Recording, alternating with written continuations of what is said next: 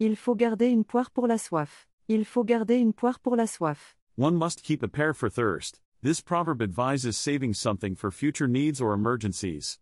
It's about being prepared for hard times. Save for a rainy day. Il faut garder une poire pour la soif. Il faut garder une poire pour la soif.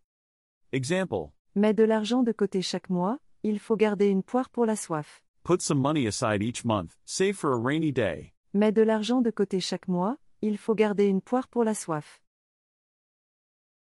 Elle conserve toujours des économies en cas de besoin.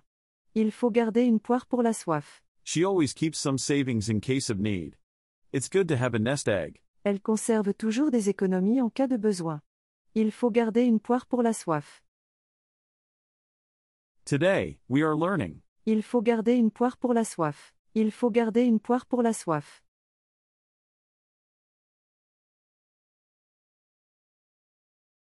On ne change pas une équipe qui gagne. On ne change pas une équipe qui gagne. One doesn't change a winning team. This proverb suggests that when something is working well, it's best not to make changes. It advises against unnecessary modifications to successful systems. If it ain't broke, don't fix it. On ne change pas une équipe qui gagne. On ne change pas une équipe qui gagne. Example. L'entreprise a gardé la même stratégie qui lui réussit. On ne change pas une équipe qui gagne. The company kept the same strategy that's been successful. If it ain't broke, don't fix it. L'entreprise a gardé la même stratégie qui lui réussit. On ne change pas une équipe qui gagne. L'entraîneur a conservé la même formation. On ne change pas une équipe qui gagne. The coach kept the same lineup.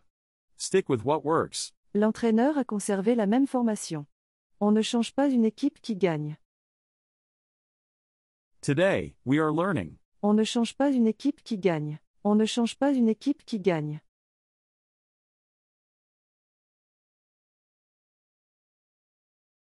Le temps est un grand maître. Le temps est un grand maître. Time is a great teacher. This proverb suggests that experience gained over time teaches valuable lessons.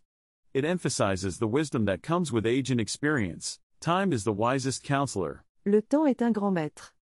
Le temps est un grand maître. Example. Avec les années, il a appris à gérer son stress. Le temps est un grand maître. Over the years, he learned to manage his stress. Time is the wisest counselor. Avec les années, il a appris à gérer son stress. Le temps est un grand maître. Elle comprend mieux la situation maintenant.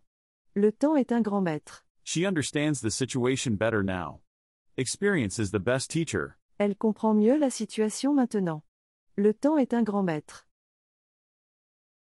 Today, we are learning. Le temps est un grand maître. Le temps est un grand maître.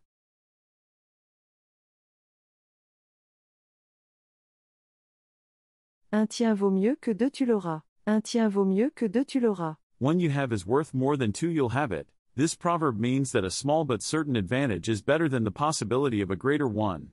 It's about valuing certainty over potential. A bird in the hand is worth two in the bush. Un tien vaut mieux que deux, tu l'auras.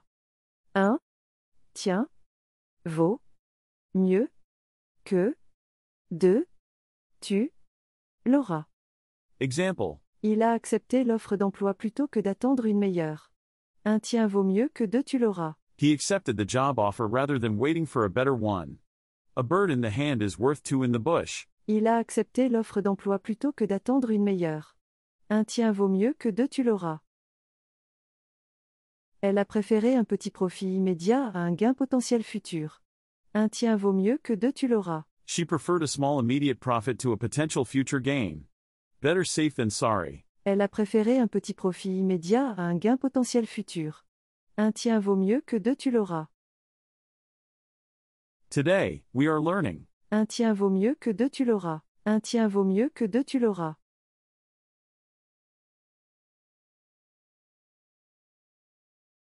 On n'apprend pas à un vieux singe à faire des grimaces. On n'apprend pas à un vieux singe à faire des grimaces. One doesn't teach an old monkey to make faces. This proverb suggests that it's difficult to teach new tricks to someone with a lot of experience. It's often used to refer to older people set in their ways. You can't teach an old dog new tricks. On n'apprend pas à un vieux singe à faire des grimaces. On n'apprend pas à un vieux singe à faire des grimaces. Example. Mon grand-père refuse d'utiliser un smartphone. On n'apprend pas à un vieux singe à faire des grimaces. My grandfather refuses to use a smartphone. You can't teach an old dog new tricks. Mon grand-père refuse d'utiliser un smartphone. On n'apprend pas à un vieux singe à faire des grimaces. L'employé expérimenté a eu du mal à s'adapter aux nouvelles méthodes. On n'apprend pas à un vieux singe à faire des grimaces. The experienced employee had trouble adapting to new methods. Old habits die hard. L'employé expérimenté a eu du mal à s'adapter aux nouvelles méthodes. On n'apprend pas à un vieux singe à faire des grimaces. Today, we are learning. On n'apprend pas à un vieux singe à faire des grimaces. On n'apprend pas à un vieux singe à faire des grimaces.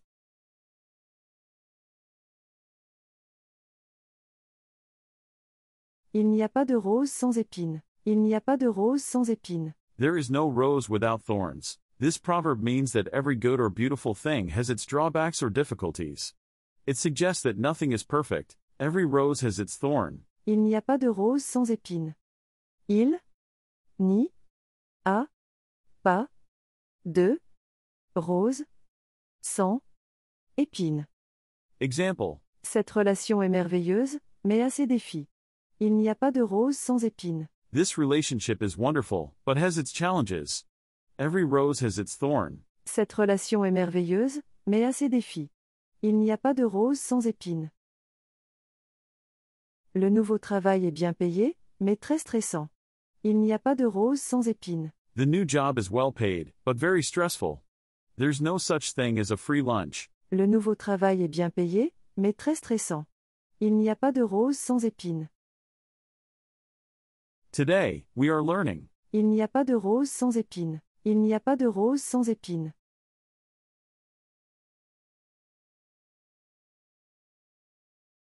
La goutte d'eau qui fait déborder le vase. La goutte d'eau qui fait déborder le vase. The drop of water that makes the vase overflow. This proverb refers to a small, final incident that causes an angry reaction after a series of annoyances. It's about the culmination of frustrations, the straw that broke the camel's back. La goutte d'eau qui fait déborder le vase. La goutte d'eau qui fait déborder le vase. Example. Après une série de retards, cette dernière erreur l'a fait craquer. C'était la goutte d'eau qui a fait déborder le vase. After a series of delays, this last mistake made him snap. It was the straw that broke the camel's back. Après une série de retards, cette dernière erreur l'a fait craquer. C'était la goutte d'eau qui a fait déborder le vase. Cette remarque insignifiante a déclenché une dispute. C'était la goutte d'eau qui a fait déborder le vase. This insignificant remark triggered an argument. It was the last straw. Cette remarque insignifiante a déclenché une dispute. C'était la goutte d'eau qui a fait déborder le vase. Today, we are learning. La goutte d'eau qui fait déborder le vase. La goutte d'eau qui fait déborder le vase.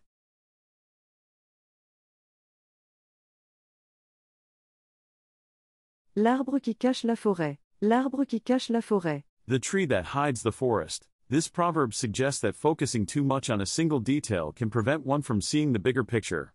It's about losing perspective. Can't see the forest for the trees. L'arbre qui cache la forêt. L'arbre qui cache la forêt. Example. Ne te concentre pas trop sur ce petit problème, c'est l'arbre qui cache la forêt. Don't focus too much on this small problem, you can't see the forest for the trees. Ne te concentre pas trop sur ce petit problème, c'est l'arbre qui cache la forêt. En s'inquiétant des détails, il a manqué l'enjeu principal. C'était l'arbre qui cachait la forêt. By worrying about the details, he missed the main issue. He missed the big picture. En s'inquiétant des détails, il a manqué l'enjeu principal.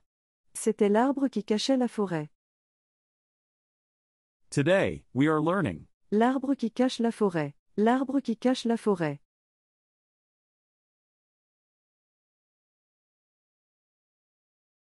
On ne peut pas être au four et au moulin. On ne peut pas être au four et au moulin. One can't be at the oven and at the mill. This proverb means that one can't be in two places at once or do two things simultaneously. It's about the impossibility of doing everything. You can't be in two places at once. On ne peut pas être au four et au moulin. On ne peut pas être au four et au moulin. Example. Il essaie de gérer deux projets en même temps, mais on ne peut pas être au four et au moulin. He's trying to manage two projects at the same time, but you can't be in two places at once. Il essaie de gérer deux projets en même temps, mais on ne peut pas être au four et au moulin. Elle jongle entre son travail et ses études, mais on ne peut pas être au four et au moulin. She's juggling between her work and studies, but you can't have your cake and eat it too. Elle jongle entre son travail et ses études, mais on ne peut pas être au four et au moulin.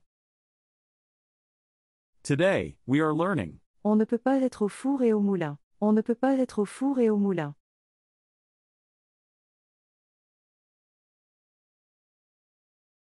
Il faut être deux pour danser le tango. Il faut être deux pour danser le tango. It takes two to dance the tango. This proverb suggests that certain situations or conflicts involve the responsibility or participation of both parties. It's about shared responsibility. It takes two to tango. Il faut être deux pour danser le tango. Il faut être deux pour danser le tango. Example. Dans ce conflit, les deux parties sont responsables. Il faut être deux pour danser le tango. In this conflict, both parties are responsible. It takes two to tango. Dans ce conflit, les deux parties sont responsables. Il faut être deux pour danser le tango. La réussite de ce projet dépend de notre collaboration.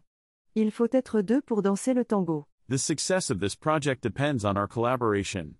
It takes two to make a thing go right. La réussite de ce projet dépend de notre collaboration. Il faut être deux pour danser le tango. Today, we are learning. Il faut être deux pour danser le tango. Il faut être deux pour danser le tango.